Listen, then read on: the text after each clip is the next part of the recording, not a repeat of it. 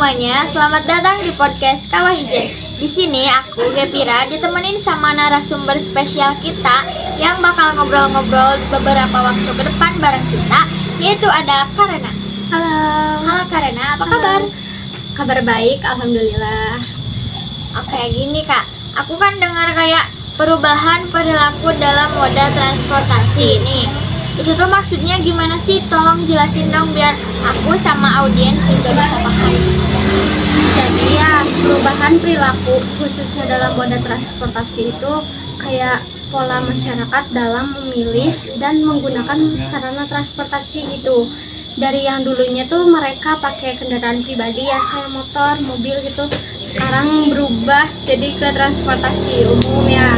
Jadi pakai layanan aplikasi buat pesan transportasinya itu kayak Gojek, Grab gitu, kayak begitu. Oh, jadi nggak cuma soal kendaraan ya, tapi kayak kebiasaan kita juga gitu. Iya, bahkan sekarang penumpangnya itu lebih paham soal teknologi gitu dibanding supir. Iya benar. Oh iya, kayaknya aku bakal nanya-nanya lagi deh ini, soalnya kayak lebih pengen paham gitu. Oh ini tuh gini ya, gini gitu. Boleh. Gini deh, Kak, aku kan lihat keseharian orang-orang nih, kayak perubahan apa sih yang dominan banget gitu, yang kayak kelihatan banget dari cara mereka bepergian yang bikin dia tuh sadar kayak, oh orang sekarang kayak beda banget ya gitu. Berubah ya. Jadi orang sekarang itu lebih suka moda digital ya, yang apa-apa tuh bisa dikontrol lewat aplikasi ya. Khususnya itu dalam transportasi ya. Jadi bisa pesan layanan transportasi itu lewat aplikasi gitu, lewat ponsel sekarang itu. Jadi selain cepat itu tuh bikin nyaman, praktis dan gak buang waktu gitu. Iya benar. Kayak di beberapa negara maju aja kayak Jepang sama Amerika itu udah mulai diberlakukan gitu teknologi mobil tanpa sopir. Jadi bukan cuma soal kenyamanan, tapi itu soal efisiensi juga gitu. Iya benar-benar. Tapi kok lucu juga ya dengernya ada mobil gitu tanpa sopir, kok bisa gitu, kayak Iya. ngeri-ngeri sedap juga gitu naiknya. Memang gitu dengernya juga kayak kita tuh trust issue ya, ini Iya tuh benar-benar. ini tuh emang bener gitu ya, bisa jalan sendiri tanpa sopir, gak takut nabrak apa gitu. Tapi ada enaknya juga gitu loh, ada positifnya juga. Jadi kita gak perlu debat siapa yang mau nyetir hari ini gitu ya, enak juga. Jadi di jalan tuh bisa sambil nonton, sambil makan gitu, praktis sih. juga. Kalau dari pengguna nih, siapa sih yang paling kelihatan berubah kebiasaannya gitu, atau cuma kalangan muda aja, atau lebih ke kalangan semuanya juga bisa gitu?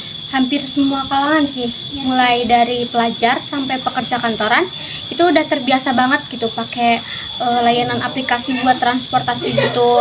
Bahkan drivernya tuh sekarang harus bisa adaptasi gitu sama teknologi yang sekarang itu. Iya, benar, Terus benar. multitasking lah istilahnya. Berarti driver tuh kayak superhero multitasking ya, Iya. yang ngecek order, lihat rute dari Google Maps, terus Iya. kayak harus senyum juga ke penumpang buat dapetin apa, bintang 5 ya. Iya, gitu ya. makanya harus Iya, kita harus kasih dia rating 5 gitu. Pengorbanan lah. Nah, gimana sih perubahan ini tuh paling kerasa gitu, kayak apa cuma di kota-kota besar atau udah kayak merata ke beberapa kota menengah gitu? Kota besar sih yang paling kelihatan jelas tuh, Iya, benar kayak sih, yang Jakarta kayak yang padat gitu ya? Iya, karena kan mobilitasnya tinggi ya. Iya benar. Tapi di kota-kota menengah juga itu tuh udah mulai sih ikut-ikutan gitu ya, udah mulai Udah masuk dicoba ya. gitu ya, bisa lah gitu Karena ya. kan sekarang mah teknologi digital itu udah makin meluas, Iya, benar. udah makin rata lah istilahnya gitu. Kapan sih Kak kayak orang-orang tuh kelihatan banget gitu perubahan transportasinya itu ada titik baliknya enggak?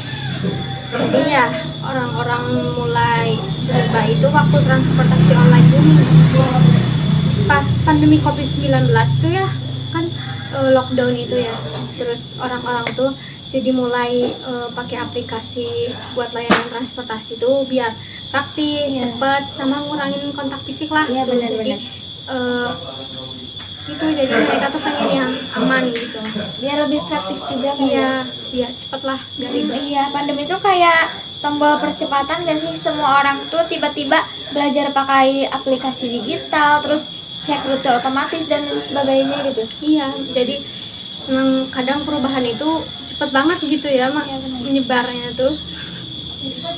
Kak, kalau orang sekarang suka pindah dari kendaraan pribadi ke transportasi digital itu kira-kira apa sebabnya sih? Terus kenapa gitu akibatnya terhadap pola perjalanan mereka? Ya, kayak yang tadi aku bilang itu, jadi orang-orang tuh pengen yang cepet, simple, praktis, dan gak banyak buang waktu gitu loh.